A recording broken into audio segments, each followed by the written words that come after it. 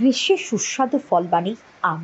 কিন্তু রাজ্যের চাহিদা মেটাতে অন্যান্য খাদ্য পণ্যের মতো মাছ ডিম যেমন আমদানি নির্ভর, তেমনি আমও। রাজ্যের বাজারে সুস্বাদু সমস্ত আমই আসে ভিন রাজ্য থেকে। চিরাচরিত একটা ধারণা সাধারণের মধ্যে তৈরি হয়েছে, রাজ্যের মাটিতে আমের ফলন ভালো হওয়া সম্ভব নয়। কিন্তু গন্ডাছড়া মহকুমার প্রত্যন্ত পাহাড়ি জনপদের একদল দামাল ছেলে এই ধারণাকে পাল্টে দিয়ে রাজ্যের মাটিতেই পৃথিবীর বিভিন্ন প্রজাতির সুস্বাদু আম উৎপাদন করে রীতিমতো রেকর্ড করে নিয়েছে। কথায় আছে, ইচ্ছে ও সংকল্প থাকলে সব অসম্ভবই সম্ভব করা যায়। বর্তমান গন্ডাছড়া তার প্রকৃত উদাহরণ। একটা সময় গন্ডাছড়া মহকুমার নাম শুনলেই মানুষ ভয়ে কাঁপত, সন্ত্রাসবাদীদের উন্মুক্ত বিচরণ হিসেবে পরিচিতি লাভ করেছিল। আজ সময় বদলেছে, পাল্টে গেছে গন্ডাছড়াও। নানা ক্ষেত্রে আজ গন্ডাছড়া এগিয়ে যাচ্ছে, তার মধ্যে আম চাষ অন্যতম।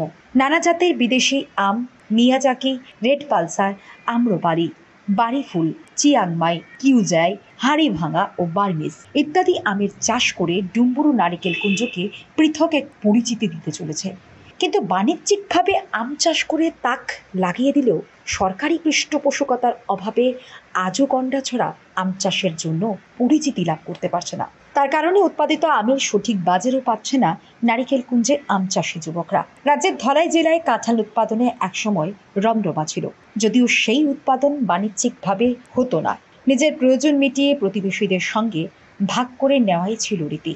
আনারস উৎপাদন সম্পর্কে একই কথা খাটে, তুলনায় আম উৎপাদন ছিল কম। কিন্তু আজ সেই আম উৎপাদনই জুমিয়া প্রধান গন্ডাছড়া মহকুমায় নয়া দিগন্ত খুলে দেওয়ার মুখে। নতুন করে গন্ডাছড়ায় আমের উৎপাদন ব্যাপকভাবে বৃদ্ধি পেয়েছে, বলতে কোনো দ্বিধা নেই। এই বদলটা আসে 2018 সালে রাজ্যে বিজেপি সরকার প্রতিষ্ঠার পর।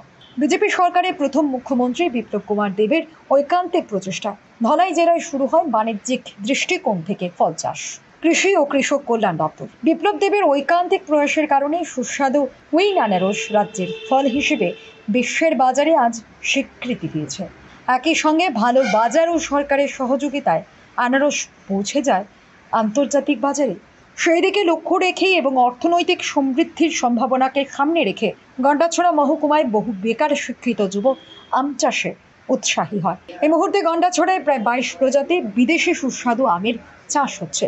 রাজ্যের বিভিন্ন বাজারে এই মায়াজাকি আম বিক্রি হচ্ছে কম দামে, যা আন্তর্জাতিক বাজারে 1 কেজি আমের দাম 2.5 লক্ষ টাকা।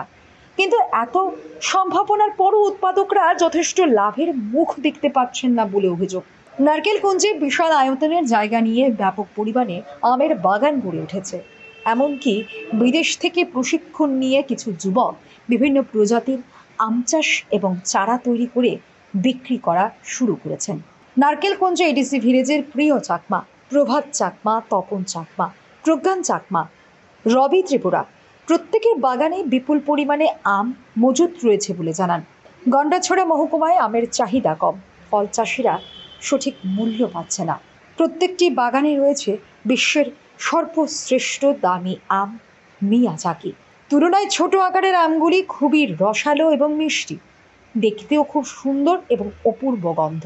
এই আম বিশিষ্ট অতিথিদের বরণ করতে উপহার দেওয়া এখন রীতি হয়ে দাঁড়িয়েছে। সম্প্রতি রাজ্যপাল ইন্দ্রসেনা রেড্ডি নাড্ডু নারিকেল কুঞ্জ সফরে এলে ওনাকেও বরণ করা হয় এই আম দিয়ে।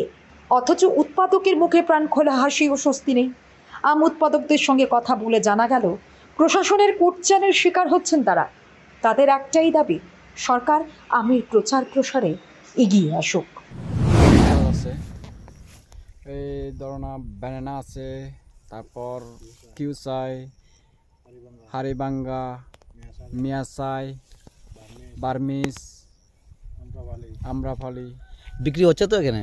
জি হচ্ছে, অনেক জায়গা থেকে নিতেছে, অনেক জায়গা থেকে দূর থেকে আয়া নিয়ে যায় আম। কতজন লেবার এখানে কাজ করে প্রতিদিন? 8 জন কাজ করে সব সময় রেগুলার।